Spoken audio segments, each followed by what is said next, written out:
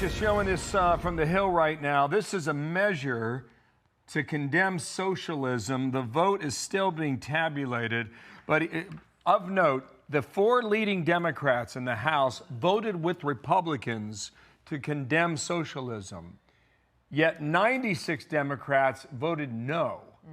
So those are the Democrats that voted with Republicans: Jeffries and Catherine Clark, Pete Aguilar and Ted Lieu. So that vote is in, and the big meeting happens in a couple hours, White House, with the Democratic Socialists out of New York meeting with President Trump today. RIP.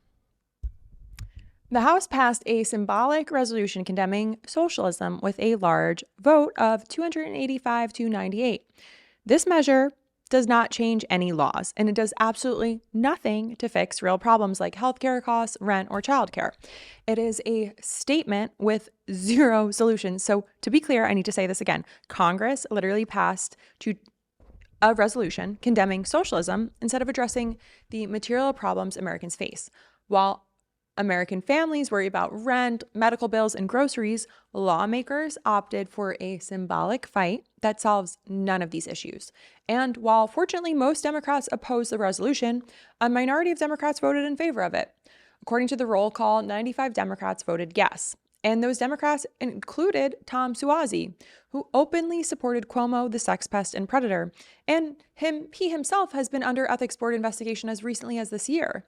And it included House Minority Speaker Hakeem Jeffries. This matters because at the same time, Jeffries has been publicly warning the country that millions of Americans will soon lose access to healthcare as the Affordable Care Act tax credits are set to expire.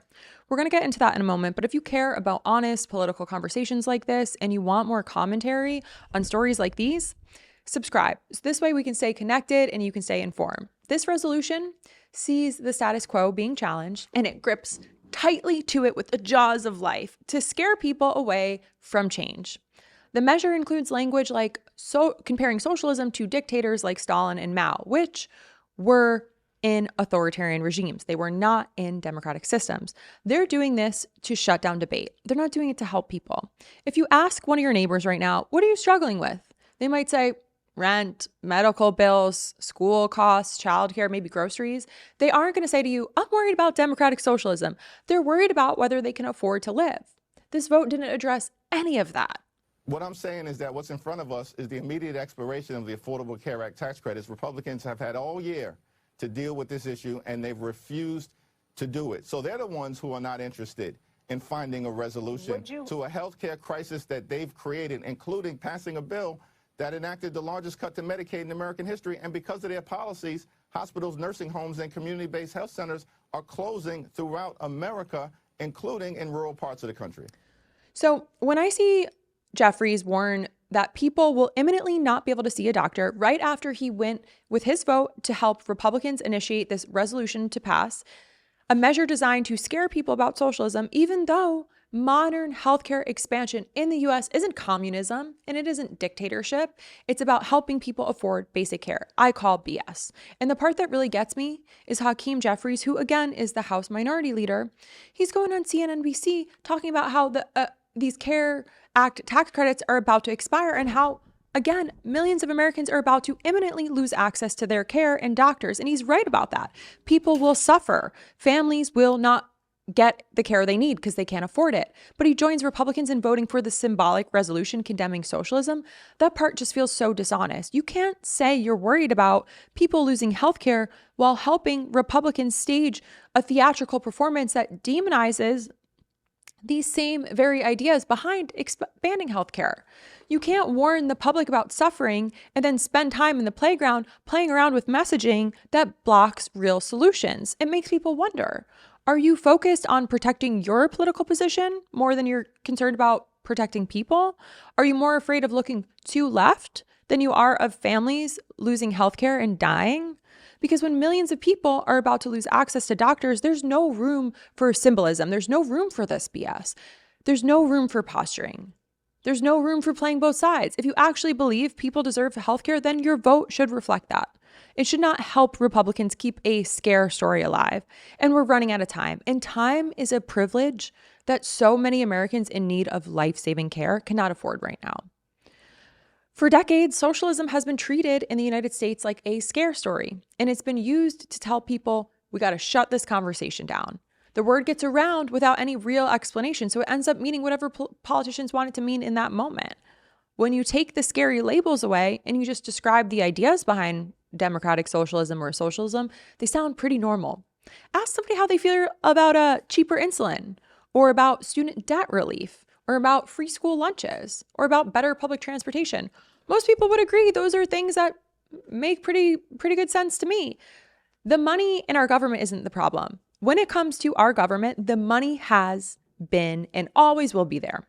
The real question is where we choose to spend it. We've been conditioned to think we're more morally righteous if we suffer through everything alone, if we can somehow afford our own health care or struggle to cover our own bills and then survive without any help. That framing might be useful for one thing, and it's helping people in power. It keeps us continuing to blame ourselves, blaming immigrants, blaming socialism, instead of asking why a wealthy country lets people struggle so much in the first place. Most people actually believe these same things. We're unified in the belief that we want stability, healthcare, a dignified life, a fair shot. We've just been trained to fight each other because sometimes that feels way easier than unlearning and understanding just how broken our system is. The way socialism gets used as a political boogeyman works because people are confused on purpose. Most people have never heard what democratic socialism actually looks like or seen it. They just hear that it's dangerous. They think it's foreign or extreme, and that fear sticks. In practice, democratic socialism in the US looks pretty straightforward. It shows up in ideas like better healthcare, stronger worker protections, affordable housing, reliable public services. It looks like people not having to choose between paying rent and going to the doctor. It looks like families having a real safety net.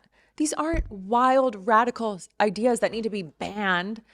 Plenty of democratic countries already do these democratic socialist things and have these principles. Help over healthcare. They take labor rights seriously. They invest in functional public transportation, in social support systems. People in countries generally don't live in a constant fear of medical debt or sudden financial collapse. And we should be thinking about that. That's just normal life over in other countries. Turning that entire tradition into a horror story shuts down real conversations and keeps people from imagining what might actually work better.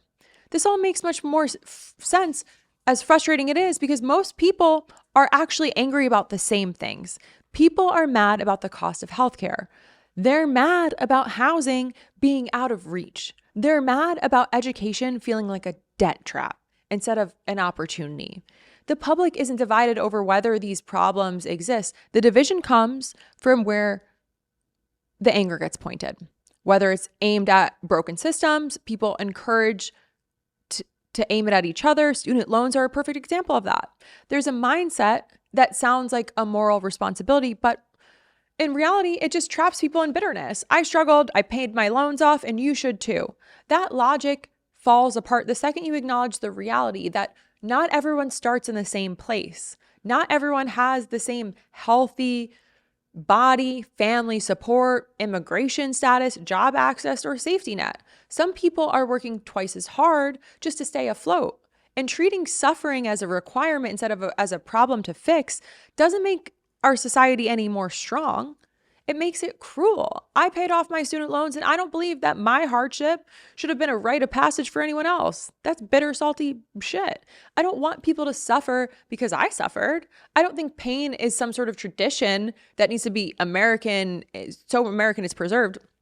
Progress means making things easier for people who come after you, not harder. That isn't some weakness. That's human decency. I love the story of how Zohran Mamdani started his campaign. He went directly into neighborhoods in Queens and in Bronx, and he went door to door asking people, what are you angry about? And listening. And the answers were pretty consistent. Rent, too high.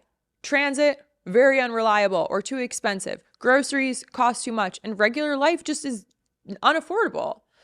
And what's interesting is even as a democratic socialist, some radical extremist, his campaign barely centered any social or cultural flashpoint issues. He didn't build any messaging around identity politics. He built it around money, housing, and basic survival.